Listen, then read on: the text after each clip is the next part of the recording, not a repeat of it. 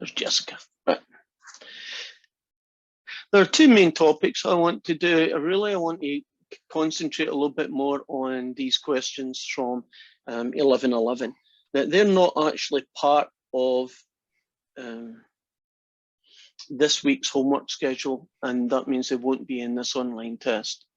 But I suggest strongly, if you've got time, that you get these done. It'll make your homework a lot less next week. Which I kind of mention anytime I do that. So we're going to look at these things called Taylor polynomials of some function, Tn. So you're going to look at finding T3 of x and T5 of x and so on. And that's just basically going to be finding lots of derivatives evaluated at numbers like 0 or 1, and then putting them together to make a polynomial. And these polynomials, these Taylor polynomials, are very often used instead of the original function, because as long as you keep within a certain interval of values, they can be really, really accurate. And they behave essentially like the original would behave, at least in the window of x's that you restrict its usage. Obviously, don't use it when x is 4 million, because it'll be wrong, right? But if you're close to the center, like if the center is 0, 0.9 minus 0.9 is fine, but don't use it for 50. But if the center's at 40, you could probably do, 38 to 42 and be pretty good. So let's, there are 5 of those guys. They are not difficult. They're a little bit laborious because you have to kind of do the same thing. And it's kind of, whatever, boring, I think it's the best expression. So let's just bite the bullet and do it. I'm going to pick a nice simple function to start off with, because then I'm less likely to make a mistake. And the function I'm going to pick is sine x, and I'm going to center it at 0. So technically this is a Maclaurin series, but everybody's called a Taylor, right? In the context of these questions. Now, if you want to find T naught of x, it's actually just the value of the function at 0. If you want to find T1 of x, it's the value of the function at 0 plus the derivative at 0, x over 1 factorial. And if you wanted to, so let's say, oh, I need a question, don't I? Let's suppose that they say n equals 5. That means they want you to find T5 when they say that. So if I wanted to find T5 of x, then I'd have quite a lot of things to do. I'd be finding this fella. This is where it gets boring, because you end up writing the same thing over and over again.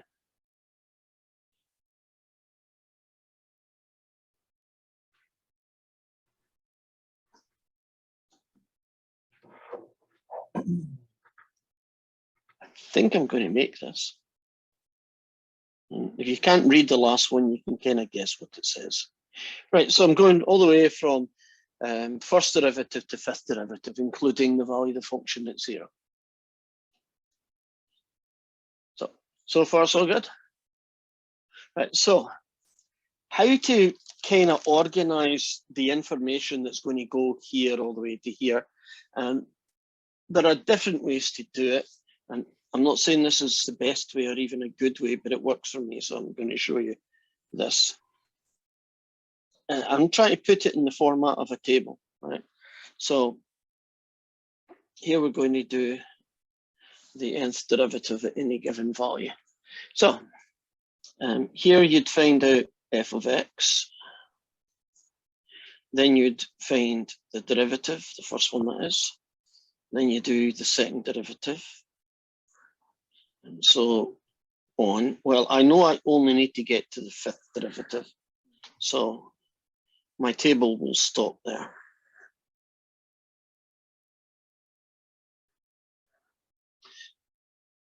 So I'm going to put the derivative here, right? Hopefully that's enough room, it should be. And then you find the value of the function, in this case, a, right? So the nth derivative of a. That's pretty much it. So, for no particular reason except I like red, the original function is sine x, and this fellow in our particular case is the derivative at 0. So the sine of 0 is 0. And then you differentiate it and you get cosine x, and the cosine of 0 is 1. Then I'm out of sync. Darn it. Sorry about that. Didn't really need that heading because I've repeated it here. So let's start that again. This is the sine of x and its derivative is 0. Then the first derivative is cosine, its derivative is 1.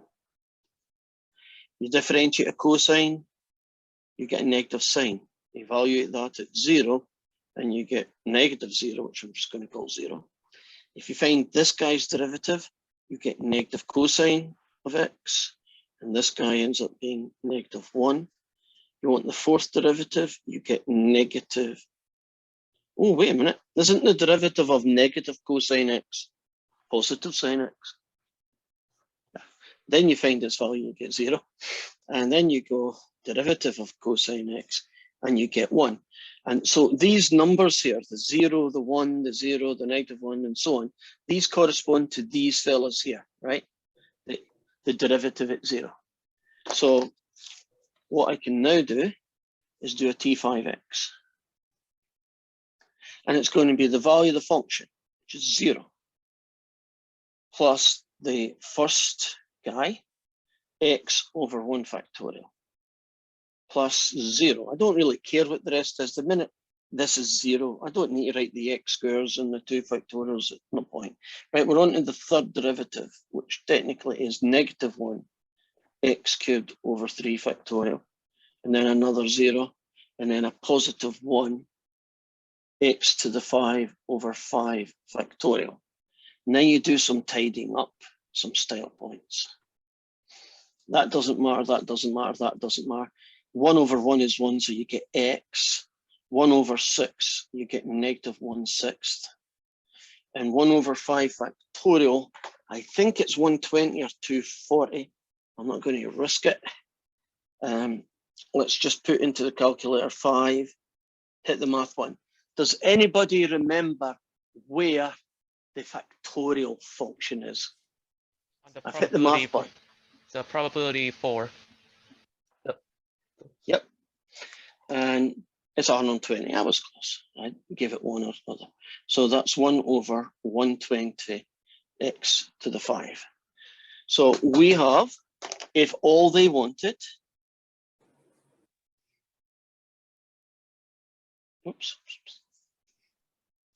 was the Taylor polynomial T5, that's basically the process.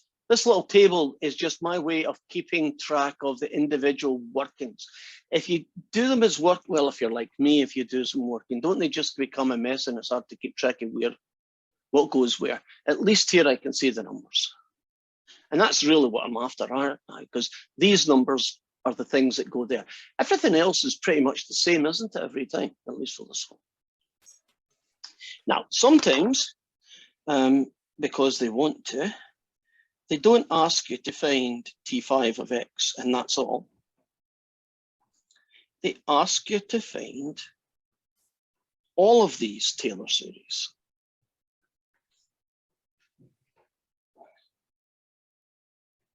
Okay, that one is T0, right? T0 is basically that guy, right? Just the first term, which happens to be nothing. Now, T1 of x happens to be those two guys, which is 0 plus an x. T3 happens to be that guy, add the next term, but the next term is 0, so you just get x. If you wanted to be a, pernickety, x plus 0, but it's still x. If you want the next one, this term gets introduced. Sorry. Yeah. X take away 1/6. And then the next one just adds another 0, so it doesn't matter. And I think I'm out of sync here, aren't I? I am. So that one is T5.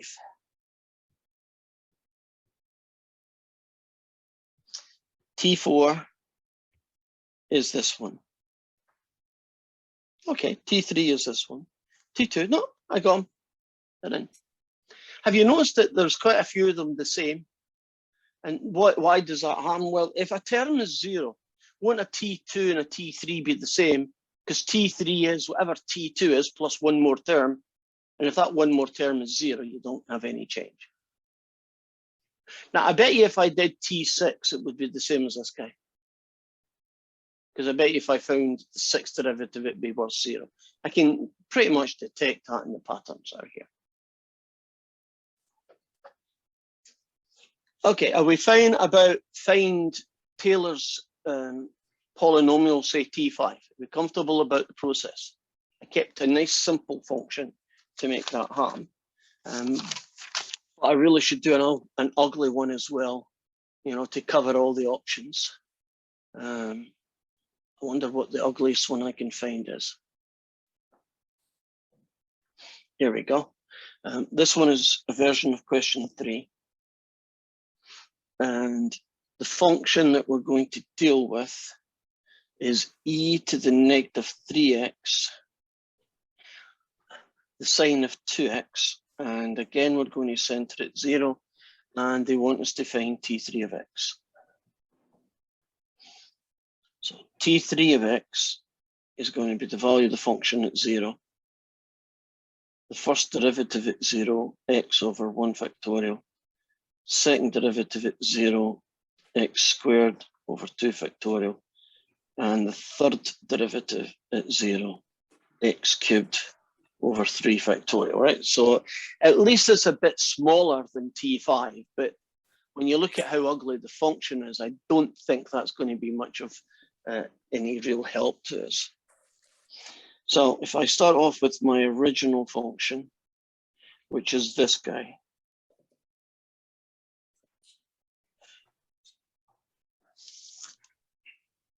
the value of the function at 0 is, what's the next here, is e to the 0, which is 1 times sine 0, and that guy is 0.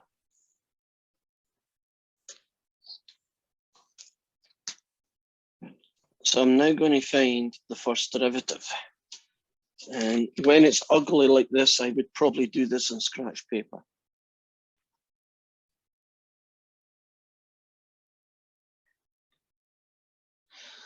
This is a Calc 1 question. Isn't this essentially a product rule? You recognize that? So this guy I'm going to call F, and this guy I'm going to call G. And I'm also going to be on the lookout for a little baby chain rule thing going on. So the derivative of this function is f dash g plus f of g dashed. If you differentiate e to the negative 3x, you do get e to the negative 3x. What else do you get? Because it's technically a chain rule as well. -3, I assume. You do, and it goes there, out the road. Times leave g alone. And then you leave the first guy alone, and you differentiate the sine of 2x. Well, the derivative of the sine of 2x is the cosine of 2x times something, because technically that is also a chain, right? You always multiply by 2, and I'll put the 2 at the front. And now I'm going to do style points. I'm going to pull out e to the negative 3x as a common factor. And I'm going to be left with negative 3 sine of 2x plus 2 times the cosine of 2x.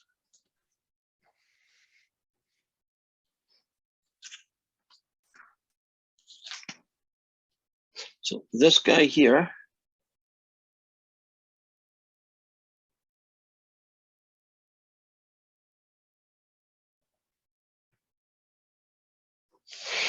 now we can find the first derivative at 0, right? E to the negative 3 nothings is still e to the nothing, which is still e to the nothing, still 1, so that's 1. That guy's going to get you the sine of nothing, he's nothing. That guy's going to get the cosine of nothing, which is 1, and 2 times 1 is 2. So for all that hard work, I found out that this number here is 2. So I know this is 0, I know this number is 2. I've now got to do what, a second derivative, and then God in Himmel, a third one, right? Right, and that's us done. So back to scratch paper. I won't write this down again, it's just taking me too long. But if I want to find the second derivative, which is essentially the derivative of this one, won't I call this f and this whole mess here g, and do yet another product rule, just a bigger one. So it's f dash g plus f of g dashed. If you differentiate this, you get e to the negative 3x times a negative 3. And then you leave the other piece alone.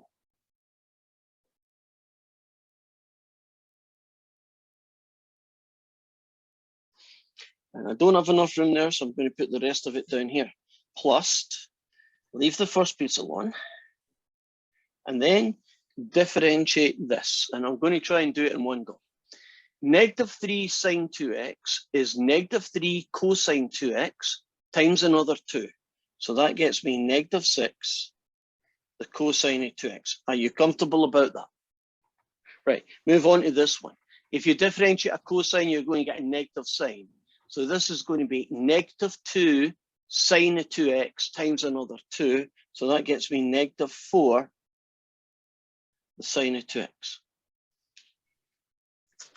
So I now have, well, whoops, sorry, too quick. I'm now going to pull out a common factor. And this guy is going to be negative 3 of them. So you're going to get 9 of these guys. You're going to get negative 6 of those guys. You're going to get another negative 6 of those guys. And a negative 4 of the other ones. So I pulled out a common factor of e to the 3x, and then I used this 3 on these guys, and that didn't have any extra multiplications. So I got this guy and this guy, I believe, gets me 5 times the sine of 2x. And these two guys get me negative 12, the cosine of 2x. Now I'm ready. So the second derivative is that fella times 5 times the sine of 2x, take away 12 times the cosine of 2x, and now I'm going to evaluate that at 0. Well, that guy gets you 1, that guy gets you nothing, and that guy gets you 1, so negative 12. I'm already fed up with this question, but at least I've only got one more to go, right? So that's something. So all I need to do now is find third derivative, and this question is dead. Now, I already know, quick recap, that is 0. This number here is 2. This number here is going to be negative 12. And I have no idea what that's going to be, but I'm going to guess, and I am going to be a miracle worker if I guess this right. I'm guessing it's positive, and I'm guessing it's 72. Let's see if I'm even vaguely right.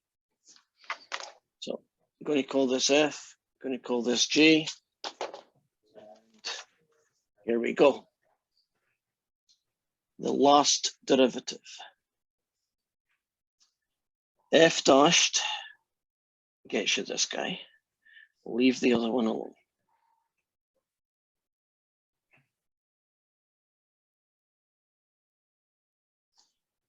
Plus, leave the first guy alone. By the way, I'm doing F dash G plus FG dash. Leave the first one alone, which is e to the negative 3x, and differentiate all of this stuff. So you differentiate this, you get 10 cosine of 2x. You differentiate this, a cosine gets you negative, so you get plus 24 sine of 2x. If you pull out an e to the negative 3x, you get negative 15 of the first one, plus 36 of the second one, plus 10 more of the next one, plus 24 of the sine.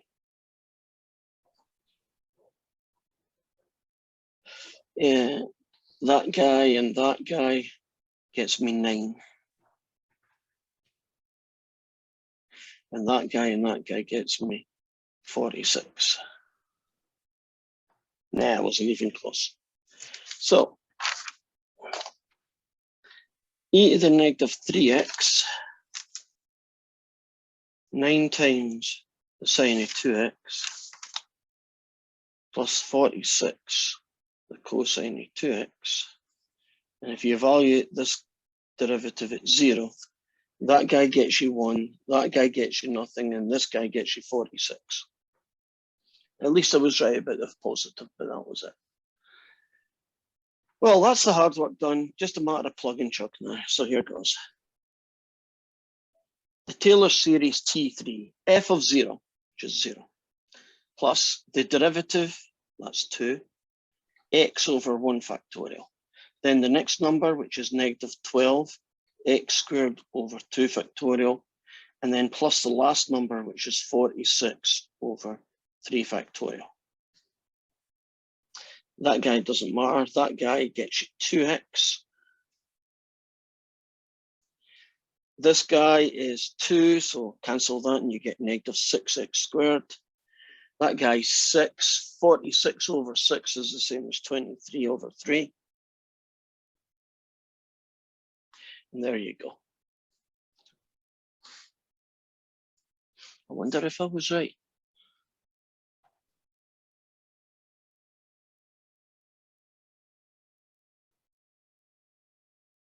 I should just quit right now. Because I won. I got it right. And that was a lot of places for me to screw up, wasn't it? A lot of places for you to screw up when you're doing your homework. And that's going to be frustrating. Because you kind of know, really, you do know what to do. It's just, you know, the little niggly plus that disappeared, or the 3 that you should have taken care of and forgot to. You know, the devil's in the detail. So I have to tell you a joke because it came into my head. And if I don't tell you, it'll distract me and then I'll end up making mistakes. So nobody was killed in the making of this joke, right? I'm covering myself, right? It's a joke. Don't take it serious. This Scottish couple wanted a baby. And they tried and tried and they just never got lucky. And then one day a miracle happened. They had a baby. But the only thing that was born was the head. That's all they got. But it was intelligent and it could speak, and you know, apart from that, it was just exactly like any other baby. And they loved him, and he grew till he was 18. When it was his 18th birthday in Scotland, you could go out and drink. So the dad says, I'm taking you out to the bar. I'm going to buy you a drink, celebrate your birthday. So he picks up his son and he goes to the bar and he puts him on the table and he says to the barman, give my son a pint of beer. The barman looks up and says, but it's a head. He says, look, don't you start that. He's as intelligent as you. He knows what to do. Put a pint of beer beside him, put a straw in it, put it in his mouth, and he's good to go. So he done it, and a miracle happened. After the head drank the first pint, his torso grew back. So the head's dead excited, and he says, the barman, I want another pint. And he got another pint, and his arms grew back. He says, I want another pint. And he got another one, and the rest of his body grew back. And he's dead excited, the head. And he turns around to his dad and says, look what the beer's done. It's a miracle. I've grown my body. He says, I'm going to go home and get some clothes. I'll be back in 5 minutes. And so he opens the door and he walks out the bar and he crosses the road and a bus kills him stone dead. Do you know what the moral of that story is? Quit while you're. You should always quit when you're ahead.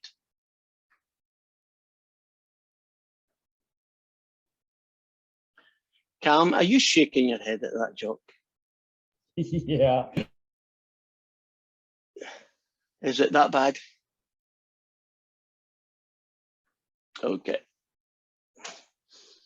I'm not quite sure what we could go on. Right, so as far as I'm concerned, are we comfortable that you can find T1, T3, T17 of X? It's going to take you forever in a day, but it's just a process, isn't it?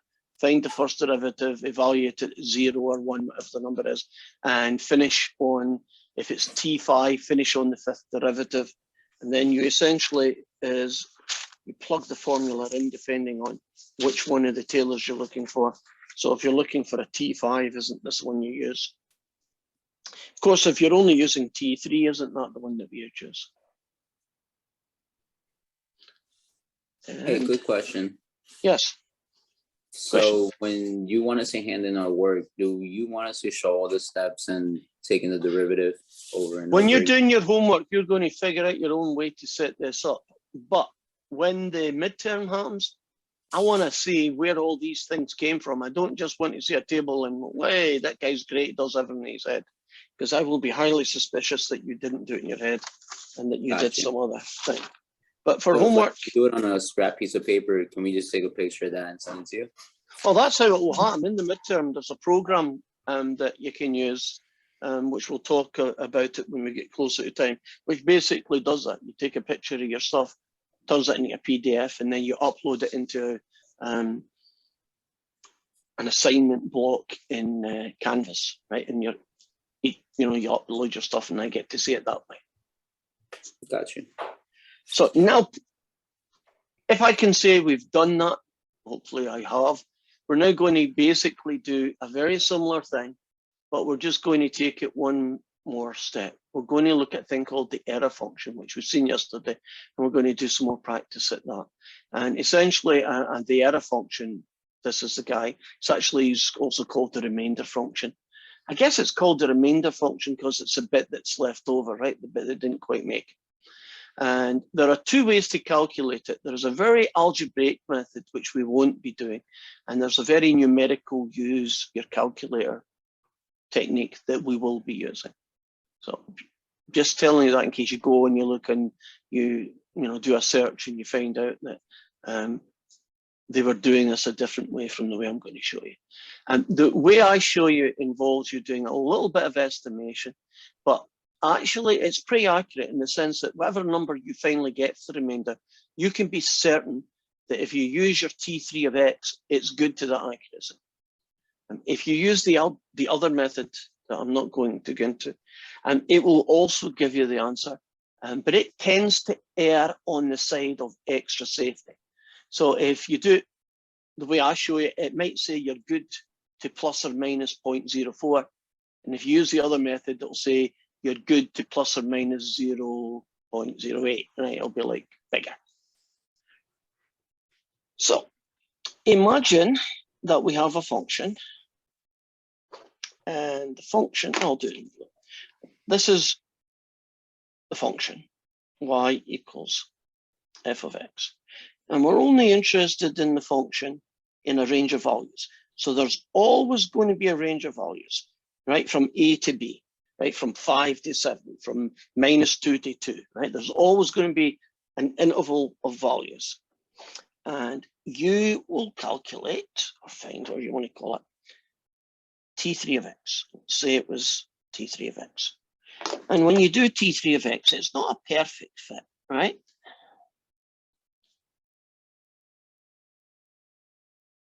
But it might look like that. Isn't it a very good fit normally in the middle, right? That's where you would probably be centering it. But doesn't it tend to drift at the edges? And that's a truism. Typically, the most error is going to happen at the extremes of your interval, right? Far away from the center, right? That's where you tend to get your biggest error. And this remainder function is basically trying to calculate what the worst case scenario is. Now, in my picture here, would you agree that's more error than this side? So this distance from here to here is the value of the remainder function. And in fact, if you notice it's a function of x, because what the remainder function can tell you is how much error you will get at any given value of x. So if you plug in 1.2, it'll say, oh, well, at 1.2, your answer and the real answer are 0.008 out. But we're normally just interested in the maximum value of it. And that's why I think you'll see it written something like, oops, like this. And they're trying to say, look, we just want to know what's the worst case scenario going to be. So let's put this into action. How do we calculate the remainder function, the error function? Oops, the remainder function depends on which Taylor polynomial you're going to use. So if you're using a T5, that'll be called R5, right? If you're using T3, that'll be called a T3. It's essentially equal to the value of the function, take away the corresponding Taylor series.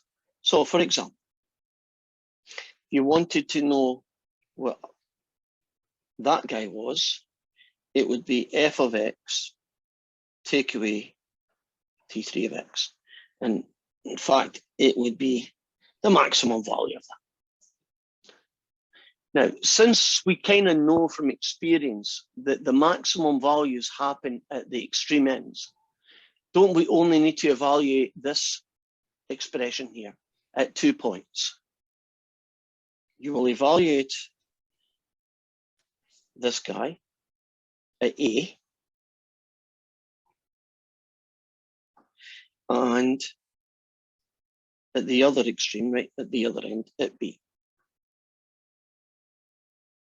And whatever one of those two is the maximum, right?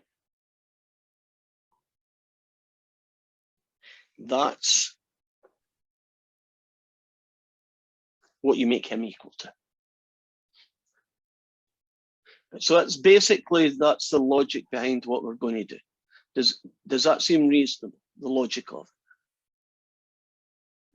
So let's put that into operation and pick a very boring function, hopefully one that doesn't require too much heavy duty lifting. Suppose I'm interested in the square root function and it's centered at 4. And I'm only going to do values from 3.5 to 4.5. And I'm going to use T3 of x. So everything's cryptic. There's your function. There's the center. There's the interval of x's. And n equals 3 means you're going to use a Taylor's 3.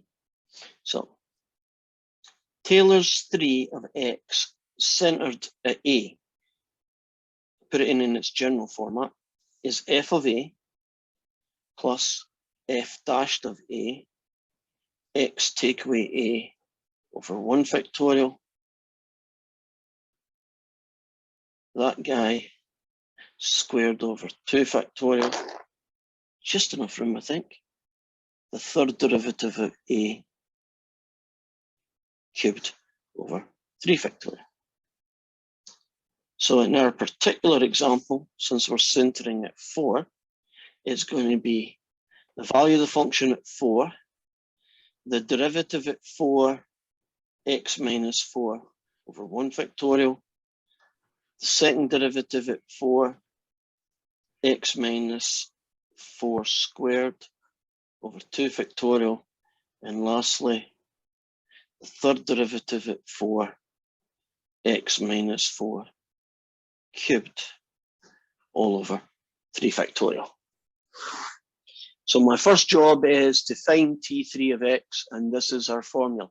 Now you notice that the only difference between that one and the ones that we did earlier, because you were centered at 0, don't these guys just turn into x, x squared and x cubed? And because we were centered at 0, isn't this f dashed of 0, f double dashed of 0, and so on? But A equals 0 and A equals 4 are part of the same big family. So here it goes. There's my function, which I'm going to call x to the half. And I'm going to find its value at 4. And its value of 4 is square root of 4, which is 2. Then I'm going to find its derivative, and it's 1/2 x to the negative 1/2, and that becomes that guy, so that I can get a better feel of what f dash to 4 is. It's actually 1/4, it's a quarter. The second derivative of x is multiplied by the power, negative 1/4, then reduce the power by 1. And that becomes negative 1/4, the square root of x cubed. So the second derivative at 4 is getting much harder to calculate. Here goes, negative 1/4. The square root of 4 cubed is the same thing as 2 cubed, so it's 8. So that ends up being 1/32. And lastly, the third derivative.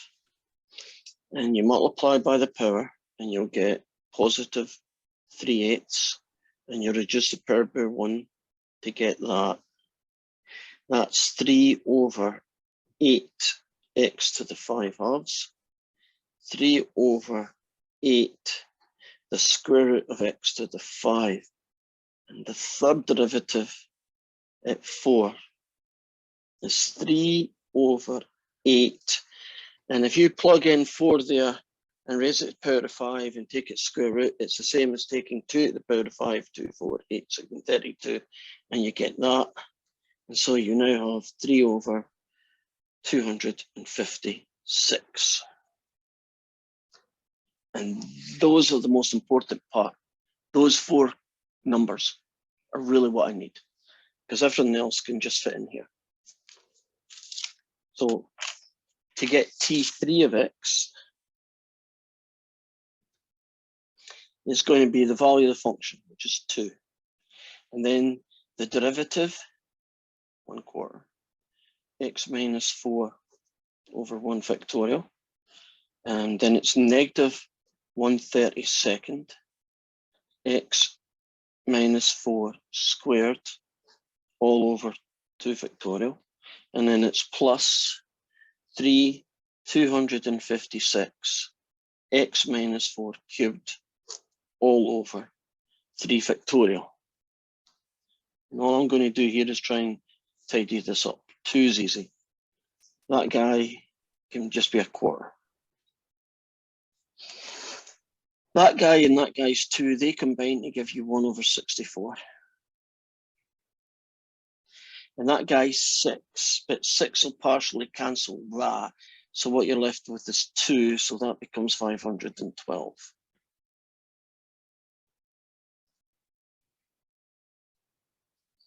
So we have our T3.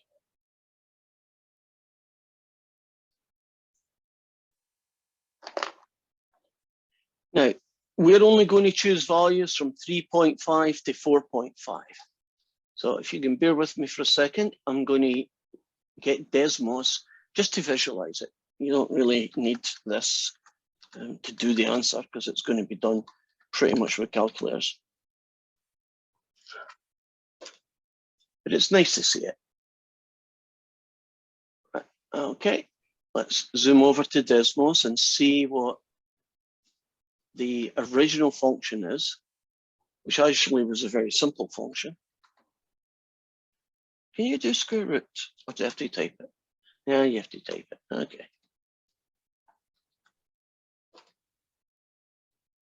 I think if you do slash sqrt, it'll put it in.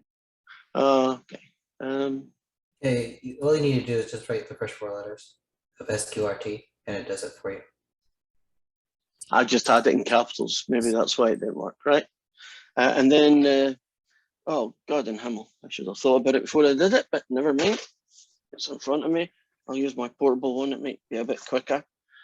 So I'm going to go y equals 2 plus 1/4, move to the side, x take away 4. Okay, that's not bad. subtract 1/64, x minus 4 squared. And plus 1/512 x take away 4 cubed. Now, we are only interested in this function centered at 4. Can you see that? Now, when you look at this, the red is the original square root, and the blue function is what T3 of x looks like. Would you agree that that's a really good fit? You imagine it was an exam and I screwed up, and I'm only going to do one minor screw up. I just got one of the signs wrong. Can you see? You can tell you've screwed up. So you don't need to worry about homework, because won't homework tell you you're screwed up? But if you're doing a test, we can do that. So I'll put that guy back. So if I wanted to be a little bit more specific, I could restrict this window to the 3.5, 4.5 range, but I could just about do the same thing by just a manipulation and zooming in. Okay, my screen just went black on me. Can you still see it? Hold on a second while I figure out why my TV decided just to go off. Which one is this anyway? It's a Vizio one. I think it's this one. It is. It must be have one of those sleep mode things.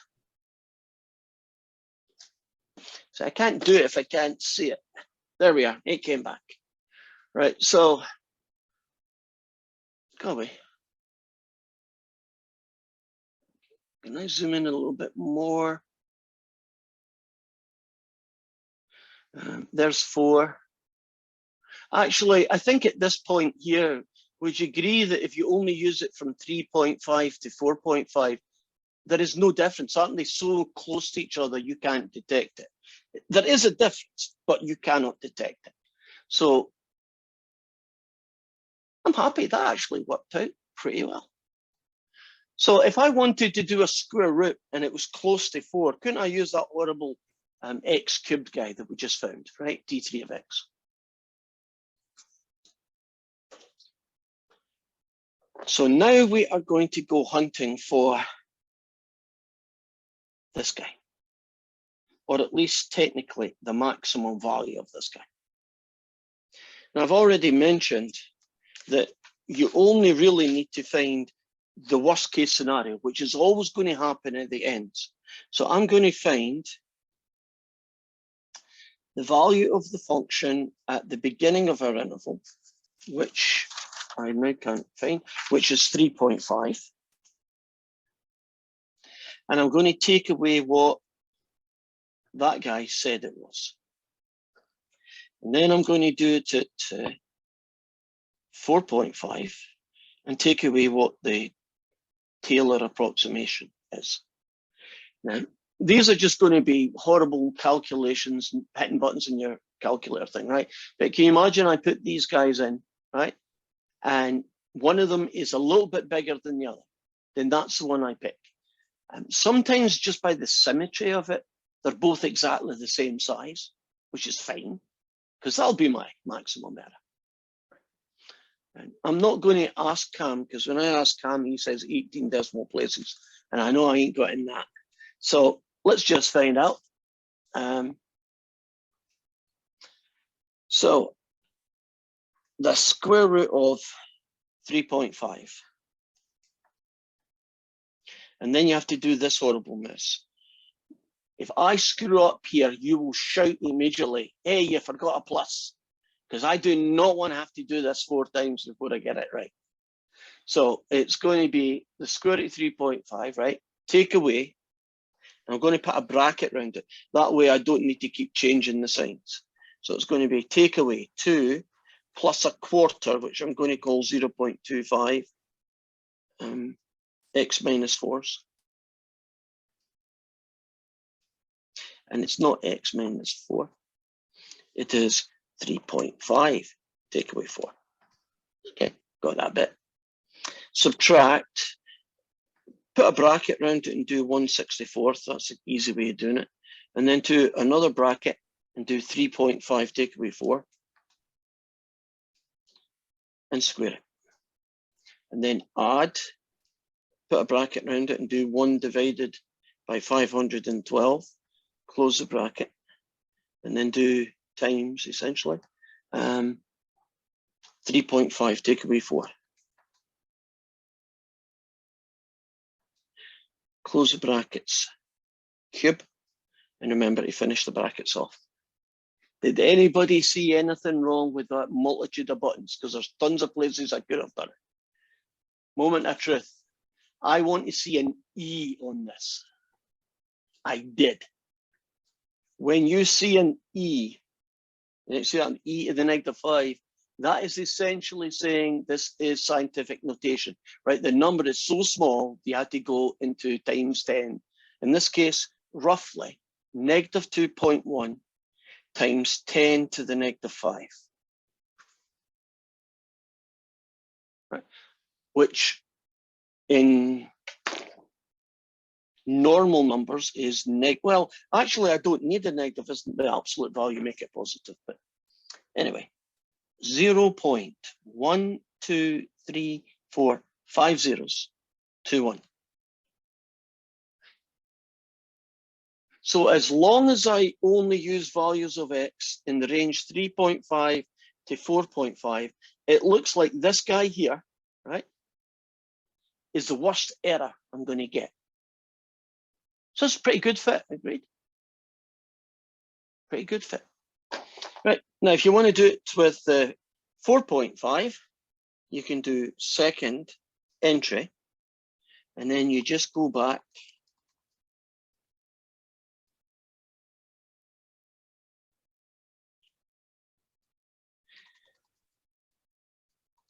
make that a 4. And make that a 4. Make that a 4. And make that a 4. So if you're comfortable, the first one's right, second entry brings up the calculation, and then just change whatever you need to change if it's worth doing. If it's not, just do it from scratch. And I want to say an E. And this time I get an E, but it's -1.8 times 10 to the -5. Would you agree that is, well, when you look at the two of them, which of these is the bigger? Is this bigger or is this bigger? The 3.5 is bigger. Okay. Did you say 1.85 is bigger? Oh, no, the 3.5 equaling the 2.1. Oh, that one up there. I agree with you. Right, so what we can now say could be phrased something like this. If you use T3 of x to estimate the function, the square root of x, in the interval 3.5 to 4.5, T3 of x, give or take 0.0000021. That's how close you're going to be to the real answer. And that's the worst case scenario. Won't a lot of the times it be even better than that? Won't there be a lot of times where it may be 7 decimal places? Good. That was the extremes where the worst case things happen. And that's how you do. Why did you have the square root in the beginning? Oh, that was the original question. Estimate this guy. Oh, now I see. Yeah. So if this was x cubed or sine x or something, right, this here would have become, the sine of 3.5 or whatever else it might be. So I was taking a look at the calculation. So it's the square root. Yes. And do you still have it up on your calculator? Yeah, here it is here. You can see the 4.5 one. You can't see the earlier one. All right.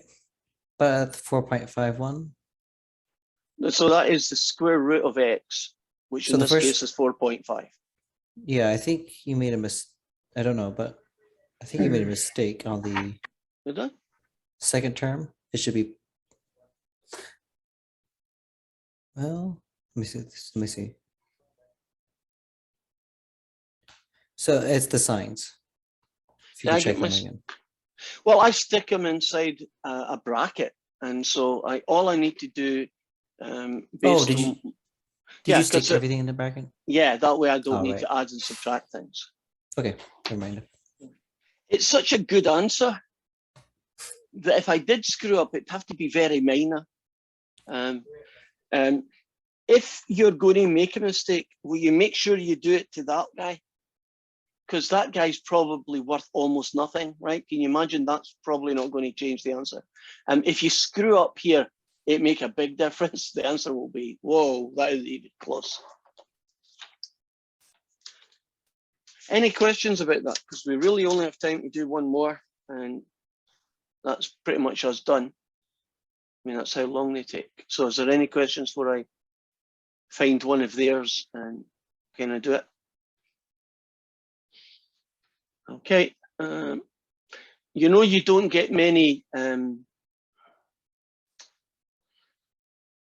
you don't get much change from a dozen with these, and that's a bad phrase, but it takes a long time to do. That's essentially the phrase I was fighting for and failed miserably.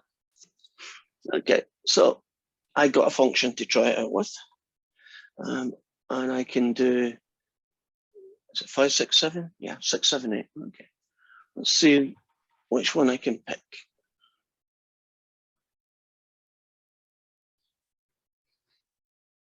Ooh, I'm not doing that one.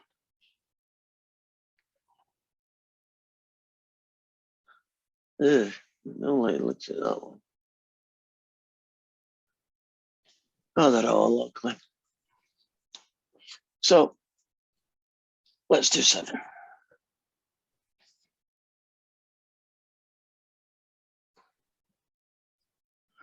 Oh, before I continue, if you use this formula for your remainder function, do you know you can plug that into your calculator or Desmos? Can't you do square root of x minus everything?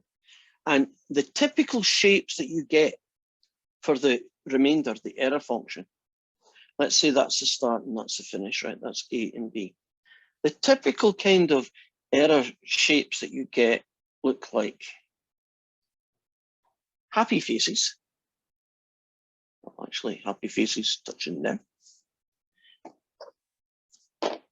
Sad faces touching there. And cubics that look like that. And the errors are always at the end.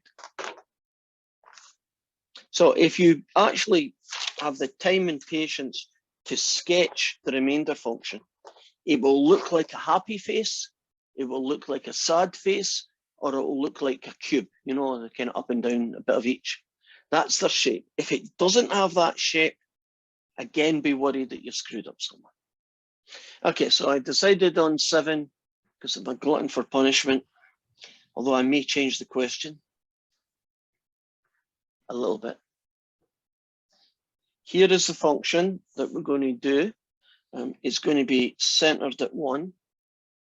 It's originally, in fact, I'll do it. Okay, I won't change it. It's 3, and it's 0.9 less than or equal to x, less than or equal to 1.1. And that's pretty much what it looks like in WebAssign, right? There's almost no words. It basically gets you to go through the stages. So the first one is T3 of x. So it's going to be f of 1, the derivative of 1. Technically, you don't need that. Second derivative at 1.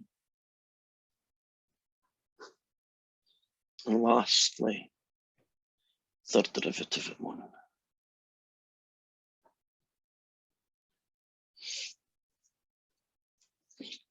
Okay, I want to keep that nice, and I'll do all my tables up here, I think.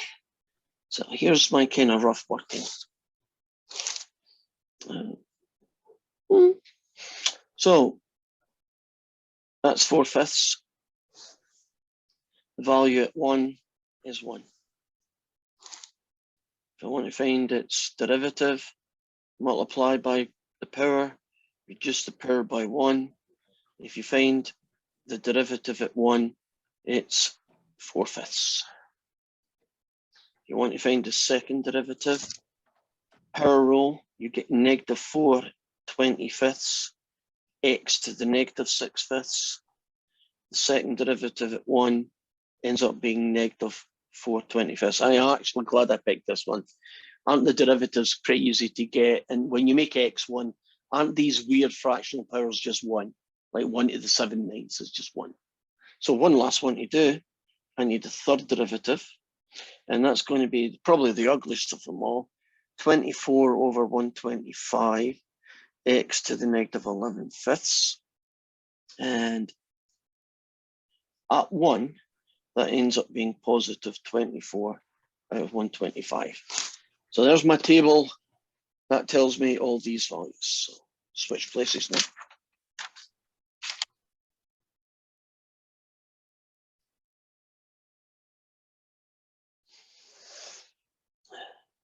The value at 1 is 1. Then it's 4/5 of this guy over 1 factorial. -4/25 of the second guy over 2 factorial. And finally, 24/125 of the last guy all over 3 factorial. That's 1 that essentially simplifies down to 4/5. That 2 cancels with part of that, and now you only have 2/25. That 6 will cancel into that and leave 4.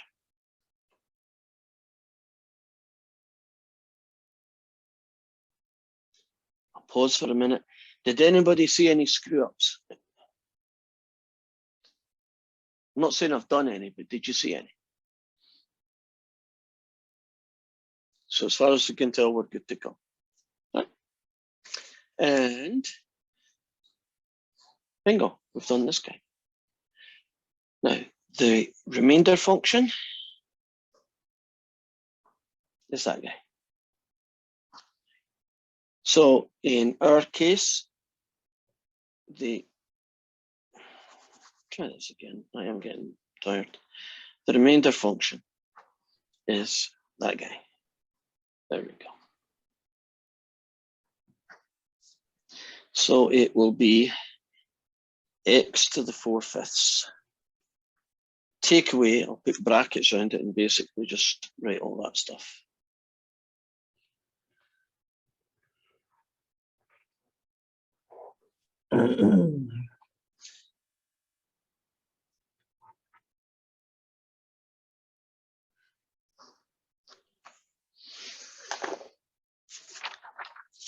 So we are now going to go hunting for the maximum value. It's written down in WebAssign like this. And your job is to fill in the number that goes here. You might find that WebAssign, because it's a computer program, might be doing the calculation version rather than the graph version. If you're really comfortable that you've done it correctly, then tell me and I will just go in and give you the points for it, because I'm not sure, I can't remember at least, which one of those two techniques that it would use.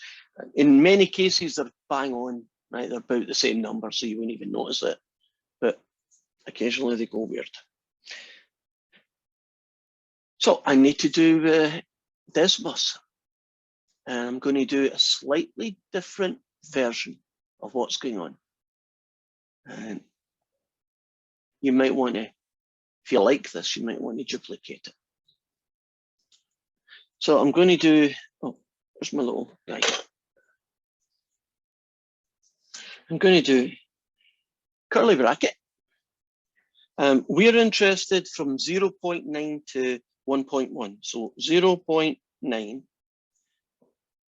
less than or equal to x less than or equal to 1.1. Then you put a colon and you'll put in the first function, which is x to the power of, I hope it can take this. I may have to tweak it. Oh, that worked really well. And there we go. So where is my guy? Oh, not much of a function, is it? Well, it's very, very linear. I know it looks like it's linear, but can you imagine it's got a little curvature, but it's so tiny, like a couple of atoms, you never see it, right? And then I'm going to put in our second function. So I'm going to do a little bit of a, save some time and put this on. And this is now going to be our T3 guy. So it's going to be 1 plus 4/5 x minus 1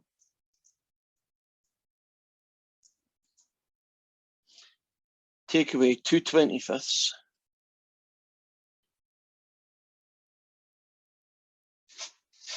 x minus 1 squared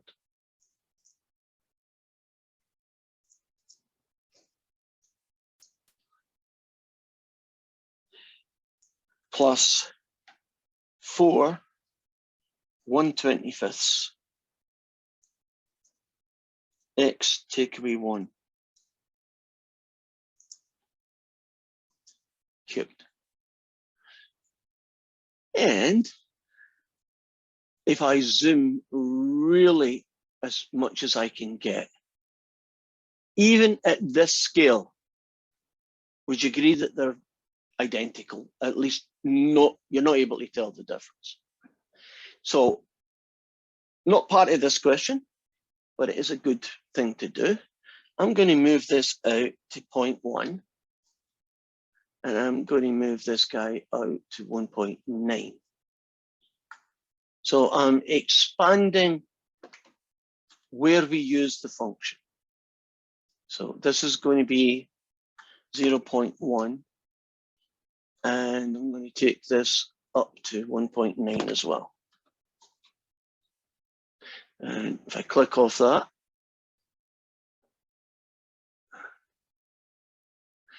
do you begin to detect a little bit of separation? So as far as T3 goes, it's definitely really good at the range they gave us, right? You couldn't tell the difference.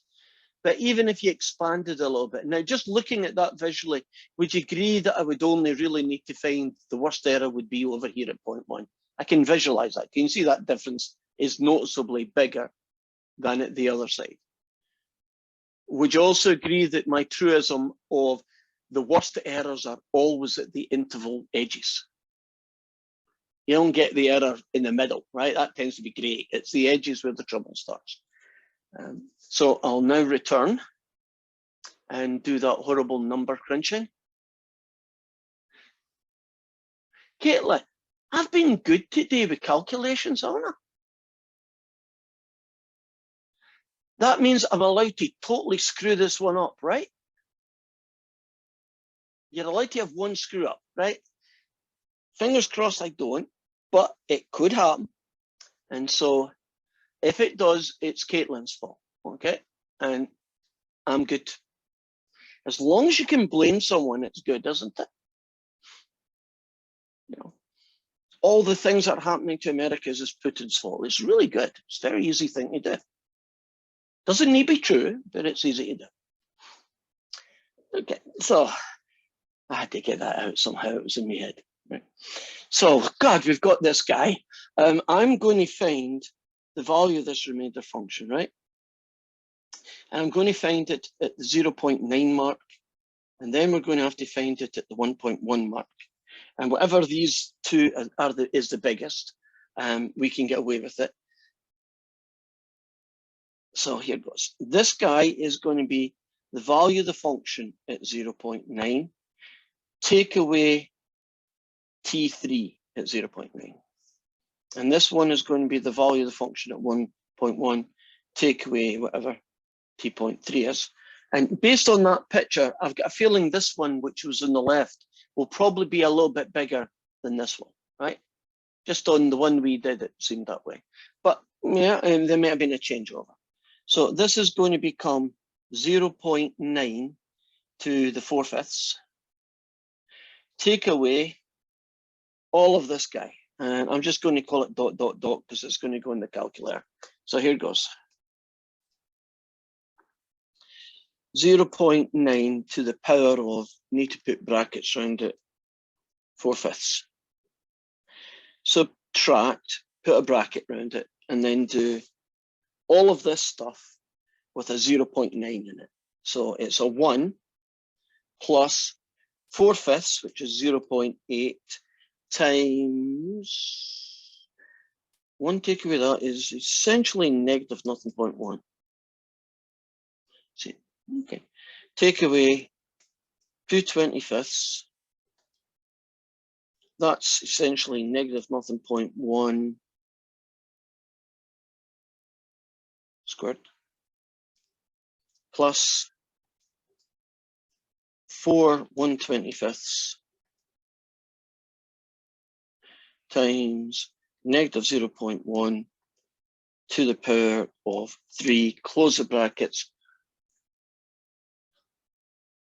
Any obvious mistakes? I just did the, the 0.9 takeaway one in my head and got lots of negative 0.1s. Hopefully I hit negative every time and not a subtraction, and go for it.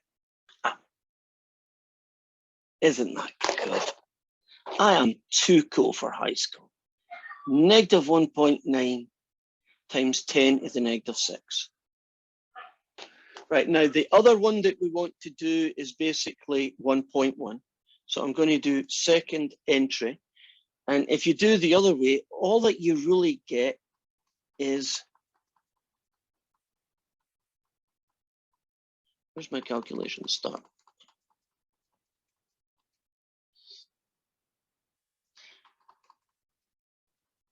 Is this guy here is 1.1. 1.1, there we go.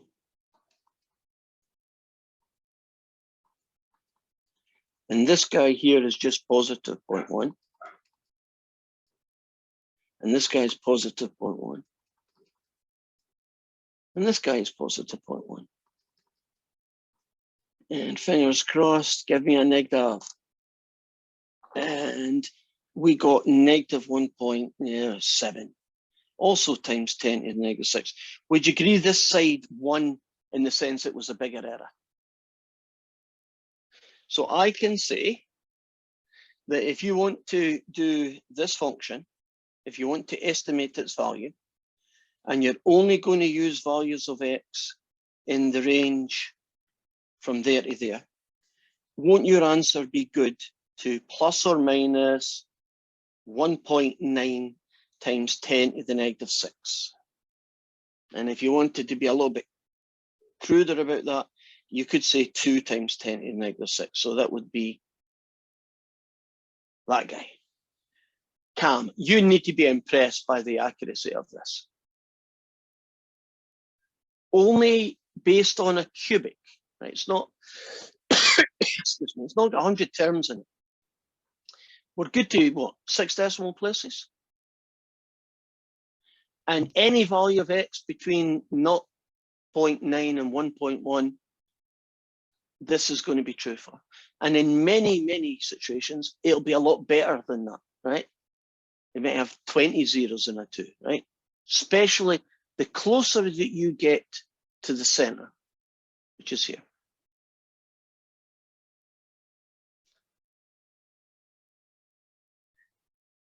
It's not really necessary to tell you this one, but I want to tell you anyway. T1 of x, in this particular case, T1 of X happens to be this. Oops, a 5. I just noticed something. Yes. Did you place an extra 0 on that 2? Because it's 2 to the 6th. Yeah, I think there's an extra 0 there. Hey, as I said, I'm not like to screw up. This is T1 of X, right? Basically, if you know T3, don't you know T1? Don't you know T2, right? You know T3, right? If you know any of them. But this one is a very special guy. If I rewrite him a little bit differently, it might help you figure out who he is.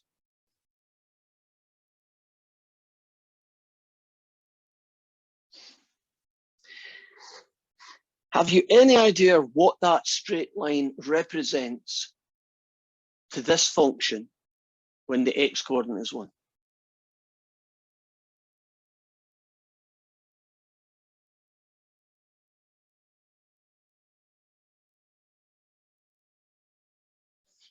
So, okay, imagine the function looked like this, and that was, at 1.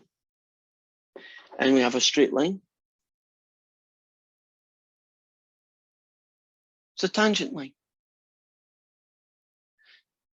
So T1 of X is the tangent line to the curve at 1. I know, it's kind of nice, right? Kind of interesting in its own. Okay.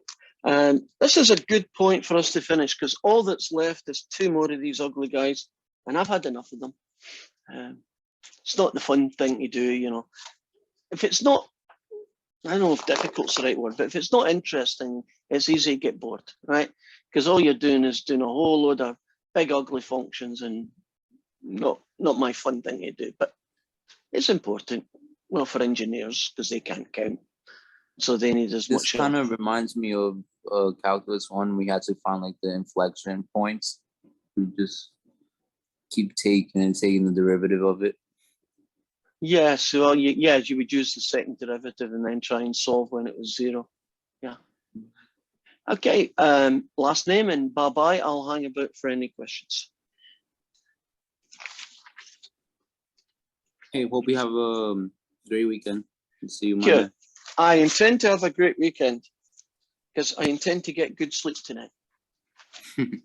I assume that next week is the midterm, right? We have 1 full week next week, all classes, right? Next week. And then the following Monday, so a week on Monday, is your midterm exam. Okay, so you've got another week to go. Oh, and I then it's a forgot that midterm. wait, hold on. Yeah, we've just finished week 4. We still I have see. week 5 to do, and then you get your midterm on the Monday. Okay, I see it now. Right, Caitlin, should we just do it on Monday? Because I think that's what Viet was wanting us to do. Should I just change it to Monday?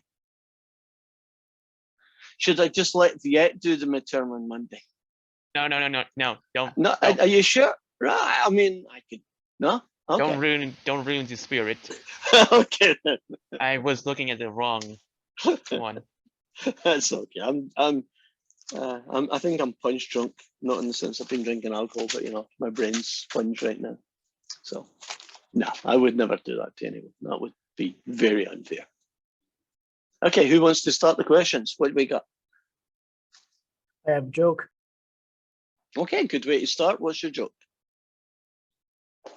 Have you ever heard of a nose tree? I have not heard of a nose tree. Oh, no. Is that what I meant to say? No, it's they grow noses, and when you find one that's nice and ripe, you go and pick and eat it.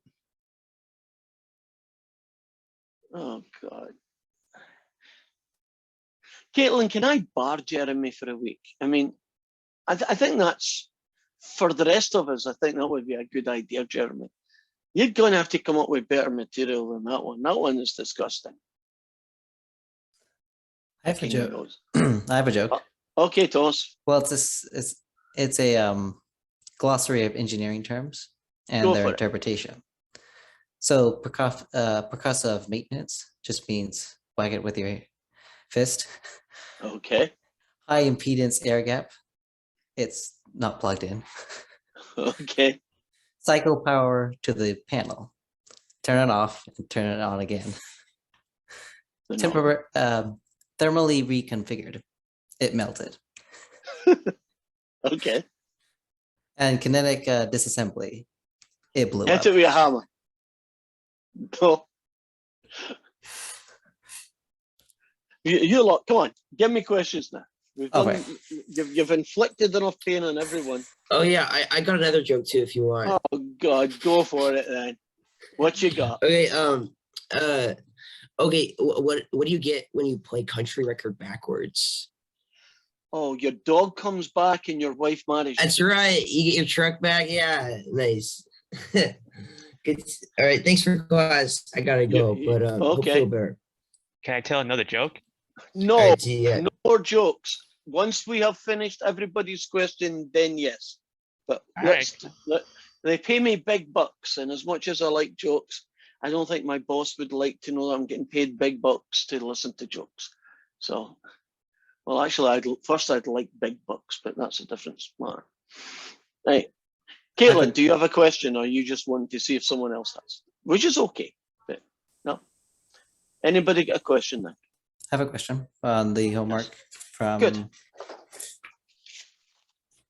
11.10, excuse me. 11.10. Yeah. Let's figure it out. Those are massively big questions, aren't they? Okay, I got a view.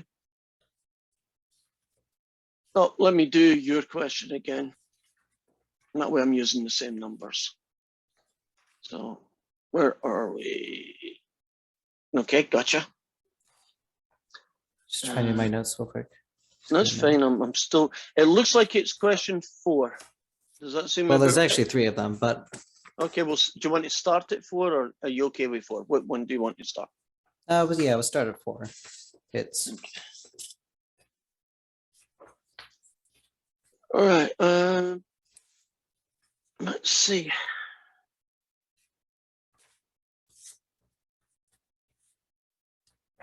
Oh, it's just a typo. Well, no, I take that back. It's not a typo. Okay. it looked It's very, just a little bit. yeah, it was very close to being the right answer, but there were things that made it so it didn't work. So it seemed to me that the n would be in the exponent instead of just the x to the n is actually okay. That's not what the problem ended up being. I think it's 3n is where I might. You're right. There should be a 3 to the n, but you didn't have that. Yeah. But there was another thing. Those bits were pretty much okay. It's the bit that was missing is coming up right now. So if you do the first derivative of this function, you get 1 over 1 plus 3x. And the value of this function is 0. And we'll just ignore it because he's not malicious. This one, when you plug in 0, you get 1 over 1. If you do the second derivative, Wait. I get 1. Don't yeah, I get is it centered at 0? I'm assuming that it is. But Right, isn't the first derivative 3 over 1 over 3x because of the chain rule? Oh, thank you. All right. Yep, glad you caught it. Right, next one. I'm probably going to have to rewrite these guys in that format just to make the differentiation easier. So I'm going to get a negative. I'm going to get this guy times another 3, which I'm now going to call 3 squared. And then I'm going to get this guy to the negative 2. And then if I find the second derivative at 0, it's negative 3 squared, essentially times 1. But you need to do a few more because there's another pattern that's not evident yet, but it's coming through. If you do this again, you get a positive. You get a 3 cubed, and you also get a 2. In fact, technically, you get a 1 times 2 because of this guy. Yeah.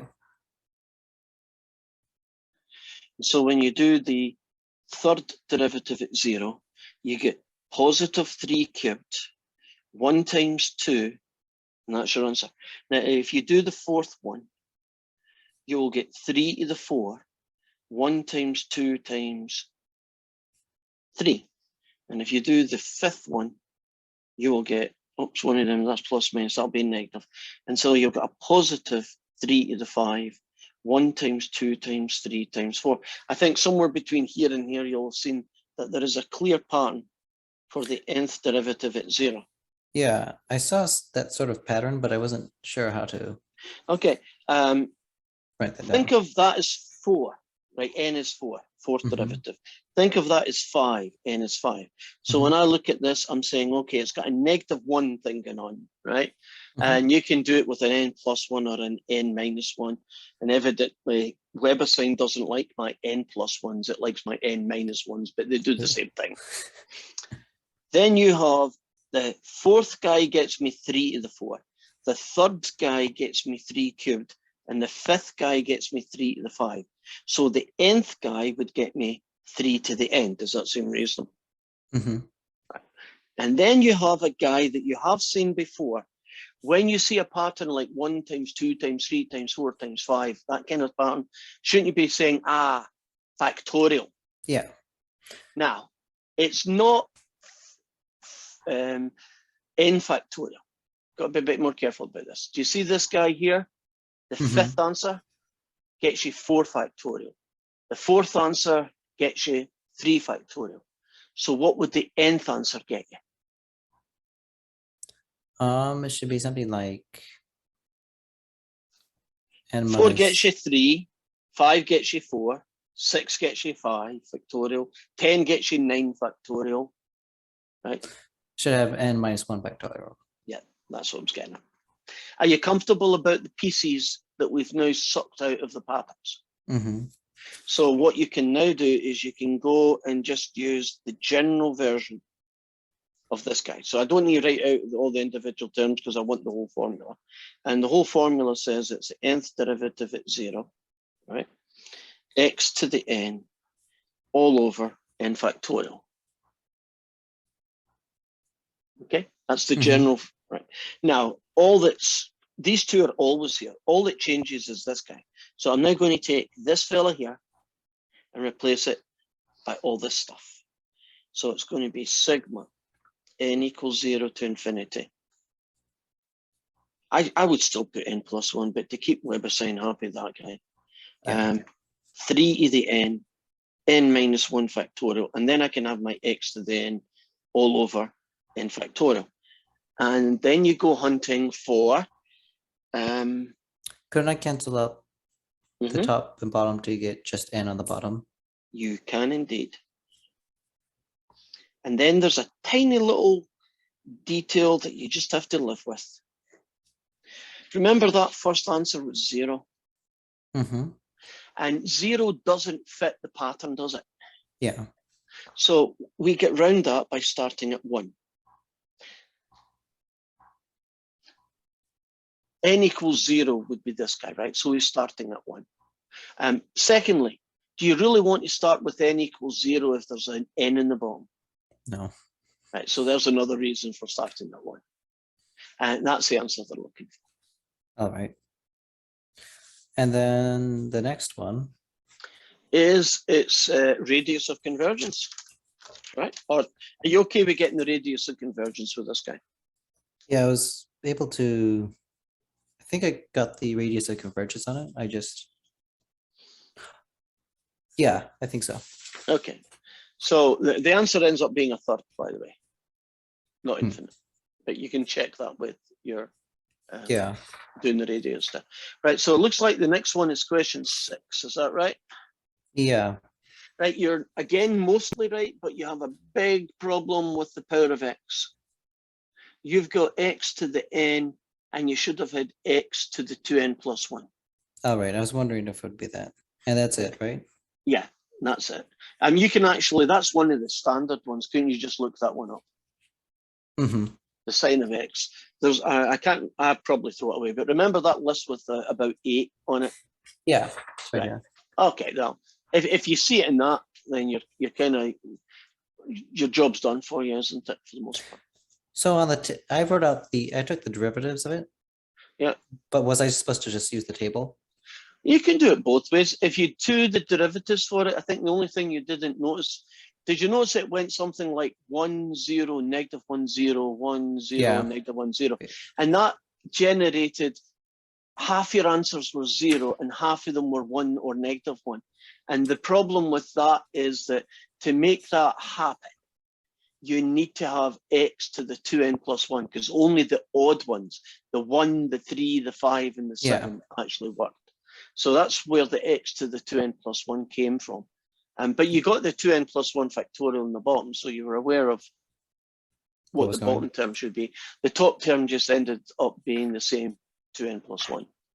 All So right. x to the 2n plus 1. And then What was the last one?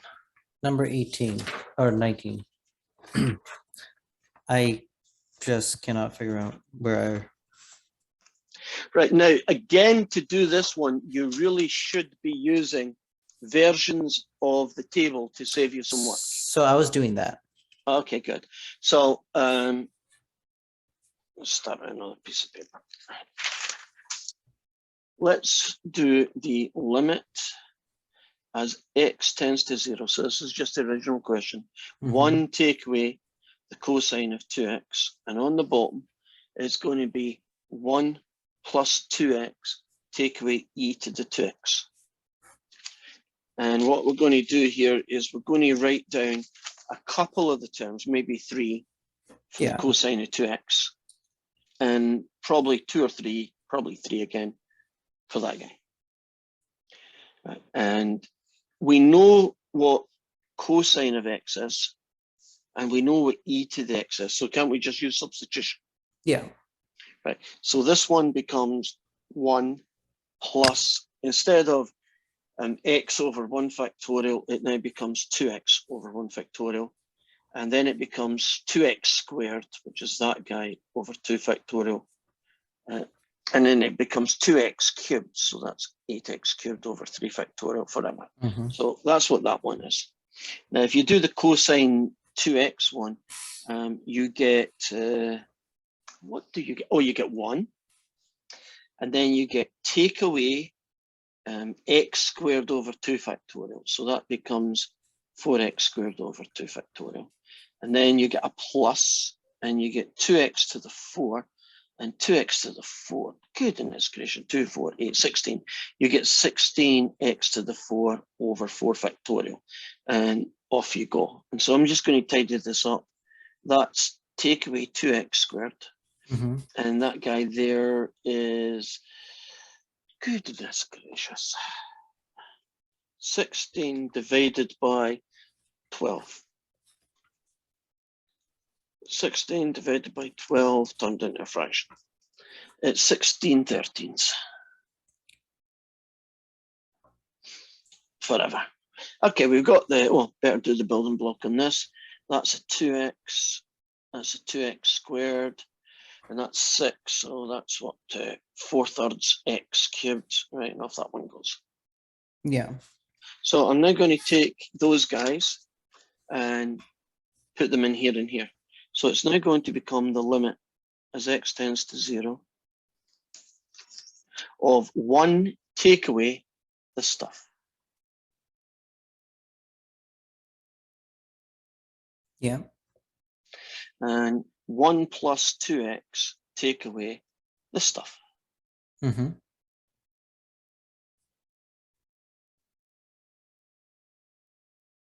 And so what I now get is 1 take away 1 gone. Take this guy and you get 2x squared. Take this guy away and you get that fella and some other terms. And 1 take away killed, 1 take away killed. So what you get is minus 2x squared minus 4/3 x cubed and a whole load of other terms.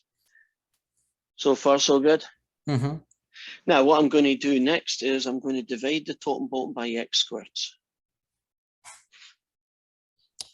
Let me see that. Right, we've All used right. that tech, right? Now, what that does is that this becomes 2. This guy becomes negative 16/3 x squared, and then you have some other terms. But these other terms are going to have x cubes and x4s and x5s in them, right? They're all going to have various powers of x. And in this case, you're going to get -2. And this guy gets you -4/3 x and a whole load of other terms. But these terms, the ones that are ... these guys are going to have x squareds in them, x cubes in them, x to the 4s, and so on. So I can now brute force it. It's 2. Take away that guy gets you nothing. And so does everybody else. Because all these terms will have various powers of x, right? 22x squared or 2,000,000x cubed is still going to get you 0 because x is 0. And the same argument on the bottom, you get a -2, take away 0, plus or minus a whole load of other zeros. All those zeros don't matter. All those zeros don't matter because they're zeros. And so all you're left with is the answer is -1.